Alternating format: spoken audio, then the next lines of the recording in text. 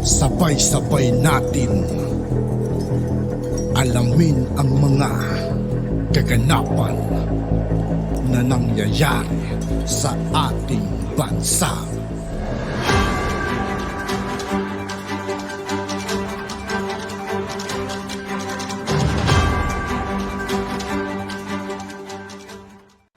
Yo, what's up mga kaibigan? This is I2K po again. Ngayon nandito ulit tayo sa channel ni Banat News Updates. Dito ulit tayo magbibigay ng komento at reaksyon. Kaya samahan nyo ako guys. Let's go! Hindi yan vote buying, yan ay incentive. Pwede pala yun, tawagin mo lang iba. Ito po, sa totoo lang magkatotohanan na po tayo. Ngayon lang po nagaganap to, naggarapalan. Garapalan talaga, grabe, wala pong poknat. No? Hindi na po nahihiya eh. In-expose na dalawa na po sa Davao representative. Si Ungab, Congressman Ungab, tsaka si Congressman Pulong ang nagsasabi na namumuno sa Davao si Migs Nograles ng PBA, party list. Wala na, alam niyo po, Senator Amy, kami po nanonood, mga viewers po, alam na po namin yung nagaganap. Bali-balik ta rin man, ang tawag ni Jam Magno, incentive, ang tawag naman ni Mike Abe, pamasahe. Yung 100 daw po, pamasahe. Baka pamasahe daw. Sabi ni Mike Abe. At saka bakit po sila ang nagsasalita tungkol dito? Bakit po si Jam Magno at si Mike Abe ang nagsasalita? Hindi po yung mga congressman. Hindi po yung kung wala talagang illegal na ginagawa, bakit hindi po maipagmalaki yan na proyekto? Alam ko dyan sa House of Representatives, lahat pinagmamalaki nyo. Pinagmamalaki nyo na ito, meron kaming resolution para papasukin ng ICC. May resolution kami para tanggalan ng budget. O hindi na pala resolution, ginawa nyo. Tinanggalan nyo ng budget. No? Hindi ko po maintindihan. Pamasahe raw yun, sabi ni Mike Abe. Sabi naman ni Jam Magno, ito ay incentive, wag daw tawaging vote buying. Kahit na ano po ang tawag nyo riyan, no? Okay, ito po, pinalalaganap din po nila to. Wala po maisagot eh. If you're making your enemies angry, you're doing a great job. Yan po ang pahayag daw po ni Bongbong Marcos. Pinakakalat naman to ng mga taga-Twitter. No? Hindi ko po alam kung kumakalat din yan sa Facebook at sa YouTube.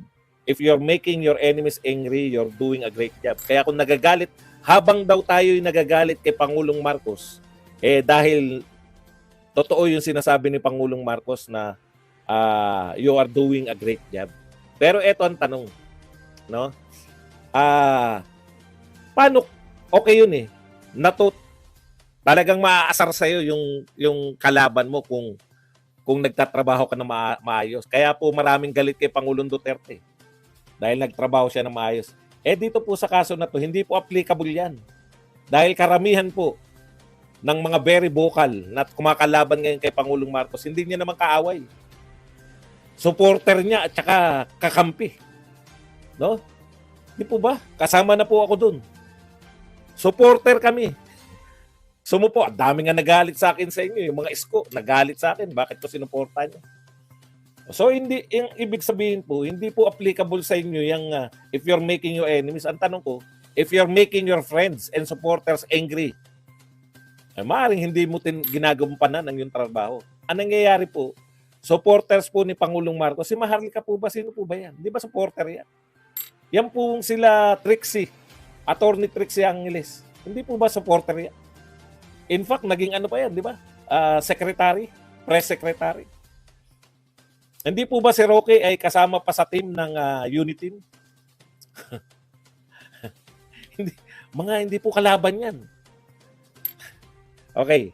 Alam niyo po, nanghinayang ako kay Pangulong Marcos. Totoo naman po, yung sinasabi niya, mukhang sa lahat po ng panawagan ni Pangulong Marcos, ito yung malapit sa katotohanan. Malabo po yung 20 pesos. Goodbye na po sa 1 million per year na pabahay. Goodbye na rin dyan sa itutuloy niya yung build. Hindi na po yan kasing laki ng build. Kung may itutuloy man, maliitan na lang. Kumbaga kay Pangulong Duterte, malakihan yung proyekto, ito pang farm bill na lang. Okay. Pero ang malapit po sa katotohanan, yung panawagan niyang unity, di ba? After na manalo yan, ang sinasabi niya, ano man ang kulay nyo before election. Ngayon, magkakasama na tayo. At talaga namang katotohanan, nakita niyo po, sila Laila de Lima, yung mga Dilawan, sila Franz Castro, yung mga Makabayan Black, yung mga kakamping, hindi kumikibo, di ba? Sila Risa Ontiveros, walang atake, di ba? Wala pong mga atake ngayon. Sila Duterte, may bumagyo lang. Alam niyo po ang mga atake kay Pangulong Duterte? Pag bumabagyo, nasa ng Pangulo? Puta, kahit na nakahanda na lahat eh. Di ba? Ngayon wala po tayong nakikita. Ito po, nagkakagulo na. May mga bayaran na. Pero lahat po ng unity yung unity po ninyo, unti-unti po sinisira ng Kamag-anak Incorporated. Yung ambisyon po ng inyong Kamag-anak Incorporated, yun po ang sumisira sa lahat ng nabuo ninyo. Kumbaga, si Pangulong Marcos, aminin natin to, no, nagke-create siya ng unity, nananawagan siya ng unity. Tignan nyo po. Ang una pong mga tumiwalag, wag na sila maharlika, hindi pa pumoporma no si Tambi. Yung nag-flex po ng muscle si Tambi, nagpakilalang siyang pinakamakapangyarihang tao sa Pilipinas. Ano po ang unang in-isolate nila? Yung mga Duterte, di ba? Kasi alam na nila kung anong tatakbuhan eh. May ambisyon eh. Siyempre, tirahin yung Duterte, tanggalan ng pasamain ng si Sara Duterte, pasamain sa pamamagitan ng confidential fund. At naganap po yan, tinanggalan ng confidential fund. Kaya po doon bumuelta si Pangulong Duterte. Kaya naghamon din si Pangulong Duterte. Total, pinasasama niyo yung anak ko. Sagutin niyo tong hamon ko, di ba? O, mag-audit tayo. Yan ang hamon niya. Di na po makalimutan yan. O, yan yung una. Nahiwalay yung mga Duterte hanggang sa talagang sa kanila rin galing yung sa ICC, no? Yung suporta nila sa PISTO, talagang House of Representative lahat eh. Kung titignan nyo eh. Si ano talaga eh.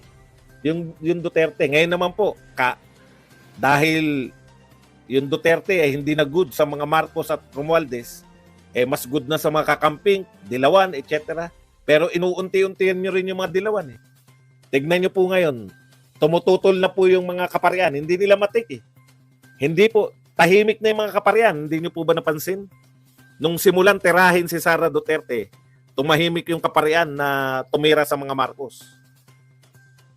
Naging kakampi na nila. Nagkaroon na ng informal alliance. Nagkaroon na ng informal na unity team. Sabi nga natin, di ba? Yan na pala bagong ka-unity team. Yung mga Makabayan Black, Kakamping, Dilawan, mga Magdalo, lahat ka-unity team, pwera yung Duterte. Duterte na na-isolate, di ba? Pero dahil dito sa bayaran, hindi po maatim. Hindi po maatim ng mga kaparian na hindi tutulan. Hindi po maatim ng Dilawan na si presidente ng Liberal Party na si Lagman na hindi pumalag. Kitang-kita nila sa mga probinsya nila nagkakabayaran. Real talk po. At eto pa, yung naglabas sila, eto na, bumira na rin po ngayon sa kanila si De Lima. Paglabas ni De Lima, panay papuri sa Marcos government. Ngayon po, bumira na dahil dyan sa EDSA Puera. Alam niyo po ang mga Dilawan, banatan niyo na lahat, wag lang yung EDSA at wag lang yung Aquino. Tayo, wala tayong pakialam, binabanatan natin EDSA eh. Wala naman talaga na idulot yan eh. Pero ngayon, pumalag na sila Laila de Lima. Lahat ng binubuo ni Pangulong Marcos na maging kakampi nila, sinisira nitong Kamag-anak Incorporated. Yan po. Baka yan yung ibig sabihin ni Senator Amy na destabilization within. No? Kasi wala po sanang problema eh. Ang bibigat ng mga tagapagtanggol nyo. Nariyan pa si Badong noon, tagapagtanggol nyo pa. Marami. Di ba? Inunti-unti nyo eh. Nung tinira nyo si Sara Duterte, goodbye na tayo lahat. Hindi po pwedeng may unit team tapos titirahin nyo yung ka-unit team nyo. Okay. Yun yung problema eh. Tama yan. Yung sinabi nyo, if you're making your enemies angry, you're doing a great job. Pero hindi naman po enemies nyo na gagalit eh. kaming supporter nyo, kaming mga kaibigan nyo si Sara Duterte. Okay, ito po. Magbasa na po tayo ng ilang mga tweet mula kay Chicano Kid. Ito, ang dami pong bagong karakter ngayon sa Twitter. Pero sisikat po yan dahil araw-araw sila nagtutweet eh. The Chicano Kid. Ang daming kuda sa appointment ni Ralph Recto sa DOF. Kesyo Dilawan daw, sabi ng DDS. Alam mo, wala kaming pakialam kay Recto. Pauso kayo.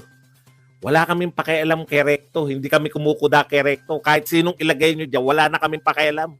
Bakit kami makikialam? Gobyerno ni Marcos. Tama. Pag-uusapan natin ngayon, ito po si Senator Amy. At yun nga po mga kaibigan, dito po nagtatapos ang ating reaction video. Muli, ako po si I2K.